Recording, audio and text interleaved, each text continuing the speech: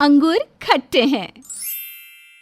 वो कहते हैं ना, दूसरों की प्लेट में ज्यादा ही घी दिखता है, लेकिन हमारी आज की हीरोइन मोना, इसे तो अपने आगे कोई भी अच्छा नहीं लगता। और क्या क्या बताएं, खुद ही देख लीजिए। मोना, ये देख, छोटे के घर से साड़ी आई है। ये मेरे लिए और ये तेरे लिए। कैसी है? ना माँ जी ना, ये भी कोई साड़ी है भला? अरे सगी सास और सगी जेठानी के लिए पहली बार साड़ी दे रहे थे, थोड़ी तो कायदे की देते। बहुत अच्छी और महंगी साड़ी है ये। तुझे और क्या चाहिए? और ये ऐसी साड़ी तो तू पहनती है। मैं और ऐसी साड़ी ना जी ना माँ जी, मैं तो देखूँ भी ना ऐसी साड़ी। वैसे लाइए रख लेती हूँ, क्या पता कभी कुछ हल्का सा पहनने का मन किया तो। मोना की आदत थी कि वो अपने सामान और अपनी चीज़ों के सामने किसी का सामान अच्छा नहीं समझती। जो मोना के पास है वही बेस्ट है। माँ जी, ये देखिए रानी का रिजल्ट। मेरी रानी पहले दर्जे से पास हुई है, फर्स्ट क्लास। अरे बधाई हो। वैसे तूने माँ होने के सारे कर्तव्य अच्छे से निभाए हैं। उसे हमेशा पढ़ाई के लिए प्रेरित करती रही। देखो, अब तुम्हारी मेहनत रंग ला रही है। देवरानी रीना सास की बात से खुश हो ही रही होती है कि तभी वहाँ आ जाती है मोना। क्या बात है? माहौल तो बड़ा खुशनुमा लग रहा है। मोना आ, तेरे को भी बधाई हो। रानी बिटिया पूरी क्लास में पहला नंबर लाई है। मोना को तो मानो सांप सूंघ जाता है कि ये क्या बोल रही है। उसके हाथ में मोना की बेटी मेघा का रिजल्ट होता है। अरे भाभी, मेघा का क्या हुआ? कैसे नंबर आए हैं उसके? वो तो इस बार रुक गई। रुक गए? कहाँ रुक गए? अरे कहीं नहीं माँ जी, क्लास में रुक गई, मतलब कि आगे नहीं जा पाई। तभी वहाँ मोना का पति रमेश आ जाता है। साफ साफ क्यों नहीं बोलती हो कि फेल हो गई है हमारी लाडली? माँ फेल हो गई है मेघा। मोना तो सारा दिन दुनिया की पंचायत करती है, कौन क्या कर रहा है, कहाँ जा रहा है, क्या सही है क्या नहीं है, सिर्फ यही सब। और पढ़ाई में तो मन ही नहीं लगता उसका। भाभी, कभी बिना बच्चों के सामने किसी की भलाई बुराई नहीं करनी चाहिए। मोना को तो पति पर गुस्सा आ जाता है। अरे ऐसे कैसे वो उसको कम बता सकता है, जबकि मोना तो सबसे बेस्ट है। क्या बके जा रहे हो आप? अरे फर्स्ट आना अब पुराना हो गया है, वही डॉक्टर इंजीनियर कुछ नहीं रखा इन चीज़ों में। मैं तो अपनी मेघा को वो बनाऊंगी जो कोई नहीं बनता। अरे पैसों की बारिश होगी बारिश। मेरी मेघा क्या फर्स्ट नहीं ला सकती? बिल्कुल ला सकती है, लेकिन उसकी माँ कोई ऐसी वैसी नहीं है। मोना है भाई, मोना। मोना वहाँ से चली जाती है और कमरे में मेघा के साथ। तू फेल हो गई ना? तेरी दादी मुझे कितनी बातें सुना रही है। दादी का क्या मतलब होता है? मैं फेल हो रही हूँ तो पैसे तो मेरे पापा भर रहे हैं ना, उनसे थोड़ी ना मांग रहे हैं हम लोग। वही तो। अरे रानी फर्स्ट क्या आ गई क्लास में।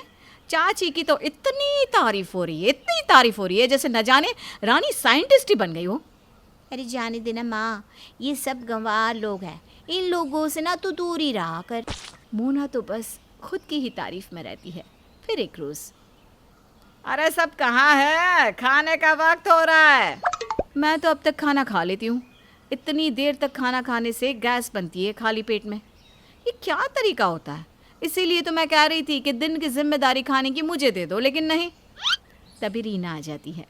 सॉरी, वो क्या है ना, रानी का प्रोजेक्ट करवा रही थी, उसी में देर हो गई। इतना भी नहीं पढ़ाना चाहिए। रीना, रानी तो पूरी डिपेंड हो गई है तुम पर। अब देखो, मेघा को तो मैं देखती भी नहीं हूँ कि वो क्या कर रही है। तभी तो फेल हो रही है। उफ माँ जी, बोला ना मेरी मेघा पढ़े चाहे ना पढ़े, वो पैसे इतने कमाएंगी कि आप लोग गिनते गिनते थक जाओगे।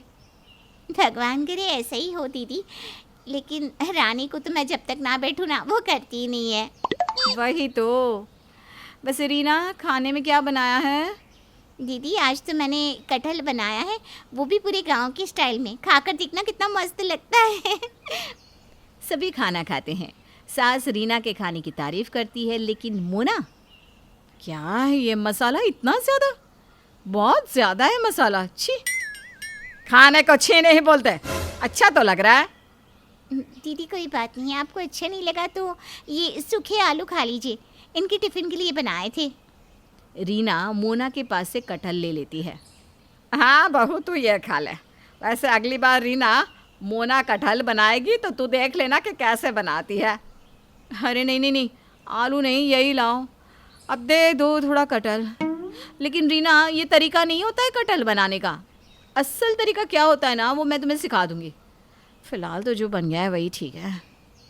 रीना को इस बार गुस्सा आ जाता है। हर बार कभी कपड़ों की तो कभी खाने की तो कभी बच्चों की परवरिश की बुराई सुन सुनकर रीना परेशान हो जाती है। वो सोचती है कि वो अब तो मोना को सबक सिखा कर रहेगी, लेकिन तभी सास उसे रोक देती है मोना के जाने के बाद। क्या है मम्मी जी, रोज रोज दीदी ऐसे ही करती है, हम लोगों को हर बात पर नीचा दिखाती है। देखो, क्या फ़ायदा है घर में कलेश करवा कर, जो हो रहा है होने दो। लेकिन रीना, उसका तो खून खौला होता है। फिर अगले रोज़ घर में बुआ सास आती है।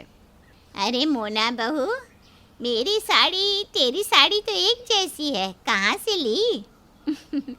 कला केंद्र से, पूरे 2200 की है।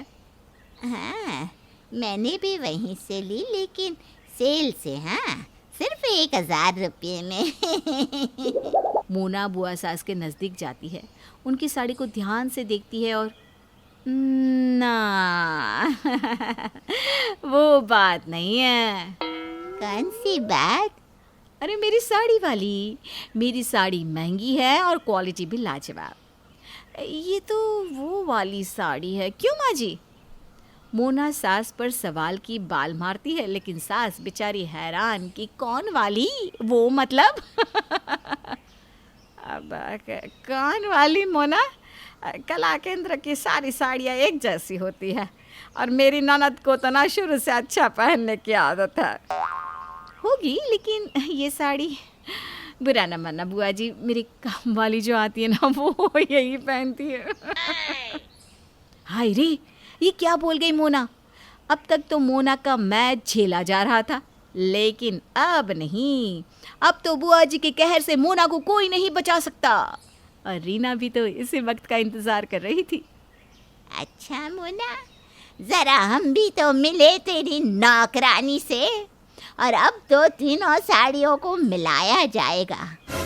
तेरी साड़ी की क्वालिटी बहुत अच्छी है ना, चलो वो भी देख लेते हैं। तभी एंट्री होती है नौकरानी की। और बुआ जी कब आए? अरे बुआ जी आई है तो कोई ना कोई साड़ी तो देकर ही जाएंगे, क्यों बुआ जी? पिछली बार जब आप आए थे ना, जो साड़ी दी थी ना, वो साड़ी आज तक झांकी त्या है। कई बार तो ना मोना भाभी और मेरी साड़ी एक जैसी होती है।